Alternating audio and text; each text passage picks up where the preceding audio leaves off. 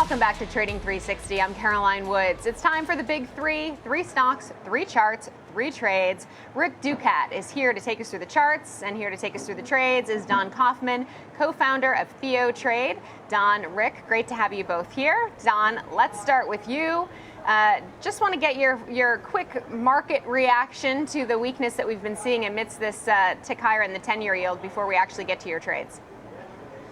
Yeah, overall, the S&Ps, they've been really muted. I know people are talking about weakness right now, but I mean, come on, we're in an extraordinarily tight range in the S&Ps. But, the bottom line is everything around those S&Ps are moving big. You've got gold breaking to the upside in a big way over the last couple of trading sessions. The dollar is ripping. Obviously, bonds, a big sell-off with substantially higher yields. Like today is one of the first days we're seeing just a little bit of sell-side activity maybe bleed through, but it's predominantly just in big tech. Like we feel still very, very isolated and insulated in the S&P 500 from what's going on in the world of dollar interest rates and gold. All right, so just quickly, is that just a hiccup then and the markets move higher?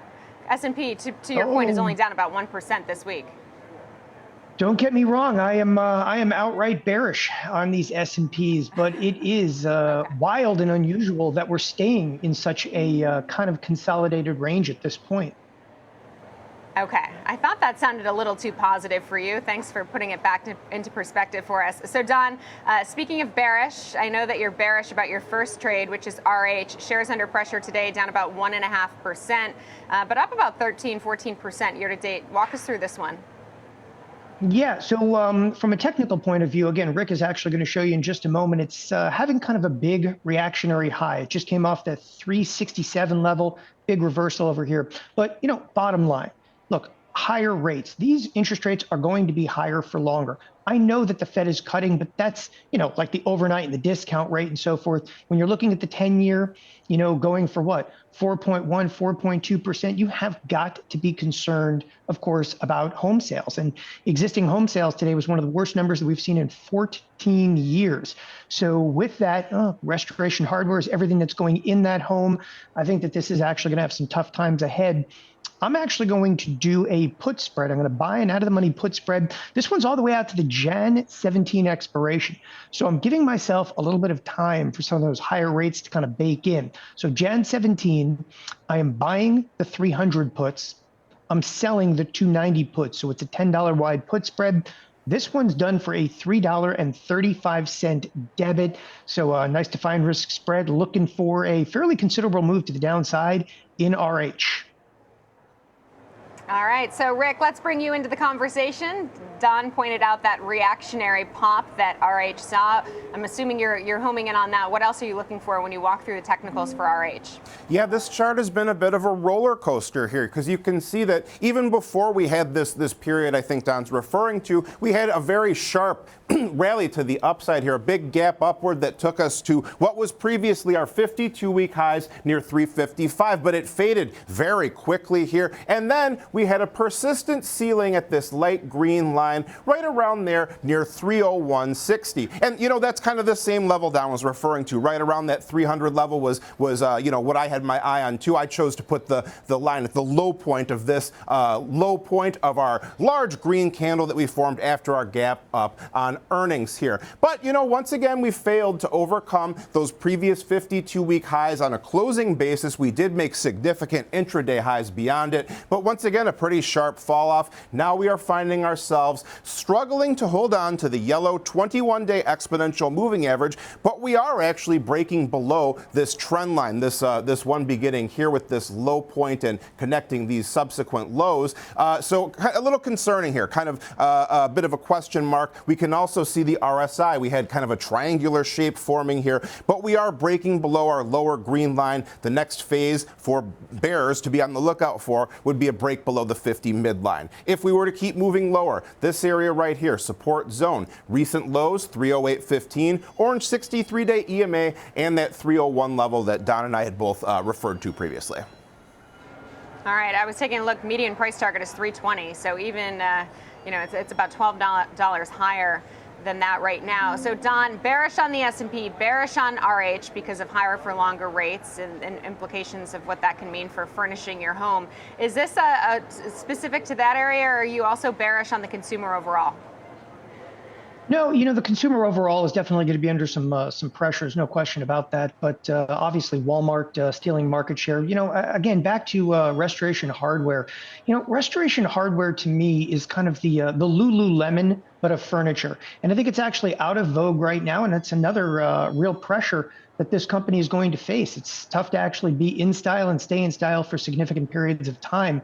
Again, I think that not only higher rates, but again, styles are going to change, and Restoration Hardware could come under pressure in forward guidance. Yeah, I'm not sure if I agree, just because I can actually afford some Lululemon. I can't afford anything in our age. But let's move on to your next trade. That's BITO, the Bitcoin ETF, under pressure today as well, down about 2% and down 8% year to date. So not exactly what we've been seeing in terms of Bitcoin. But tell us about this trade. Yeah, the BITO trade right now is actually being done in and around election risks. So what I'm looking for right now is crypto and specifically Bitcoin to break to the upside in a post-election. And I got to tell you right now, I don't think it really matters who necessarily wins the election. I think both of them are actually pro-crypto, generally speaking, at least have made statements as such.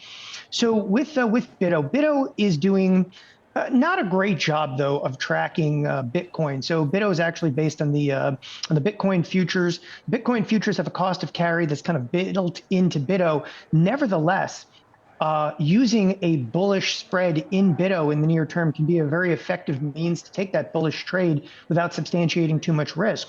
So the BITO position here, it's the no 15 expiration. So I'm literally doing this as an election kind of pop or drop trade. The no 15 expiration, I'm going to be buying the 19 calls. Again, buying the 19 calls, selling the 21 calls. It's a very small $2 wide spread, just done for a 55-cent debit. It's an election shot, and that's exactly how we should approach it. A little bit of a lower probability trade, but with the possibility of a decent payout should BITO actually pop to the upside like we would anticipate post-election. All right, a pop or drop trade. Rick, what do you see in the chart for BITO?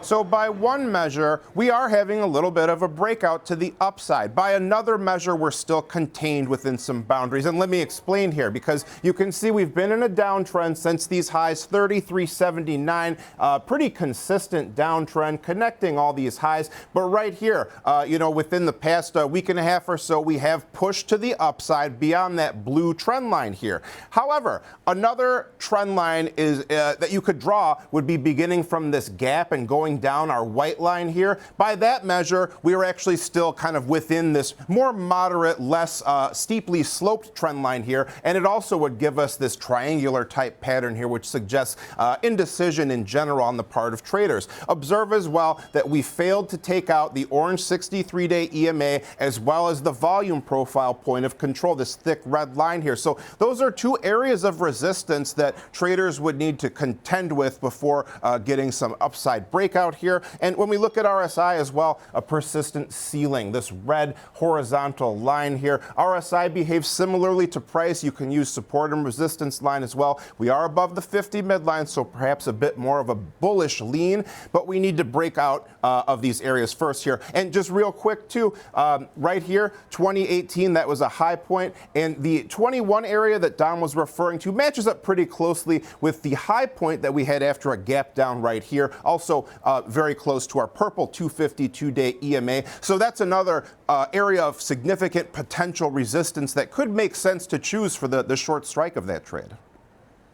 Okay, so Don, going back to you, more specific to Bitcoin, though, because to your point, the charts don't necessarily match up in terms of BITO's performance in Bitcoin, but you talked about kind of regardless of the outcome of the election, a potential breakout for Bitcoin. It's obviously been stuck in this range for quite some time. How much of a breakout do you think we could see? What levels could we be looking at? I'm actually in line with a lot of the other analysts out there, and that is right around the 80,000 mark.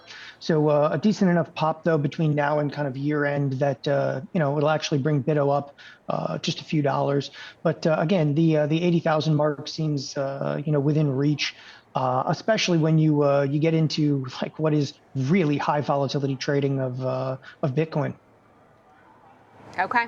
All right. So new highs for Bitcoin potentially. All right, Don, let's talk about your final trade. That's Tesla. Tesla, of course, reporting earnings tonight. Shares under some pressure ahead of that, down about 1%, down 18% this month alone. Walk us through your final trade for Tesla. All right, my Tesla trade is going to be bearish. Now, I'm going to throw this out there because I got to tell you, overall, I absolutely love the company, love what they build, but I've got to actually take a bearish trade inside of Tesla. This is an extraordinarily short-term trade. It's literally just for the earnings. It expires this Friday, October 25th. Now, here's the why. So first of all, coming into this earnings period, Tesla could not be more flat. I mean, this is completely and totally binary. The shares have not moved more than a few dollars up or down in the last week of trade, which is exactly what Rick is going to show you. But there's one interesting aspect over here. Tesla has been running all kinds of advertising promotions right now, everything from free self-driving on all Tesla models, 0% financing, and here's the real kicker. And a lot of people may not know this. If you actually went right now and tried to buy a Cybertruck on their site, and we all know that there was, almost 1 million plus reservations for it. I can buy a Cybertruck on their site right now for $75,000 and take delivery of it inside of 3 weeks. Now that's in my zip code. It's completely anecdotal, but I can actually get a Cybertruck inside of 3 weeks. Where is the demand actually gone for that? I think Tesla may actually guide lower. As such, I'm actually going to take a bearish position. Going out to the October 25th expiration. I'm going to be buying the 210 puts. I'm going to be selling the 207.5 puts. It's just a $2.50 wide spread done for an 85-cent debit. So this trade, very, very short term, is just looking for a quick burst to the downside on possibly soft guidance out of Tesla. Okay. All right. Gearing up for some potential disappointment tonight. Rick, walk us through the technicals because I mentioned Tesla's down almost 18% this month. But yeah, zoom out to just the 1-year chart and it's gone a whole lot of nowhere. Yeah, for sure. And, a lot of the downside action recently came after that We Robot day here. We had a significant gap downward. But to put it in like terms of a vehicle analogy, the car is spinning its wheels in the mud right now in terms of price action. Really very little progress over the past 9 trading days, which to me, as a technician, would be concerning if I were looking at this general setup because we had a big gap down, sideways consolidation, kind of looks like a flag or pennant type pattern here. In this case, a pennant where you have the 2 trend lines converging toward each other and forming a point. We have broken through to the downside, but for now, not really a big, extreme breakdown yet. We're still kind of within this big volume node here. We're staying above the purple 250 2-day EMA, but once we start to break the low point that we initially established after the gap down, that would be the kind of the warning sign for further downside. Our green line here, 206, this has been an important price level for so much of the past 52 weeks. You can see it's been a very frequent stopping point for price. That could be a supportive area. So 206, right around there. And then we have a longer term blue trend line as well, starting with a low point back there, maybe more like 202. So that would be the supportive area to watch. But keep in mind, too, momentum is breaking to the downside below the 50 midline. Green trend line is broken here. So not the greatest setup for the bulls as we head into earnings. Okay, and Don, just going back to Tesla for a second, you draw your bearishness. Obviously, this is a very short-term trade, but your bearishness is very much around the automotive side of Tesla. But the bulls really draw their bullishness from kind of the robo-taxi AI robotics component. Do you look at Tesla as a tech company or as an auto company? Absolutely as a tech company, but that ain't going to push guidance into next quarter. And the bottom line is, what the street wants is where you're going to next quarter, not where you're going, 3 years from now. And we all know that Elon Musk is going to over deliver. And of course, that time frame, though, might be years and years into the future. He will deliver on that, but that's not going to deliver next quarter.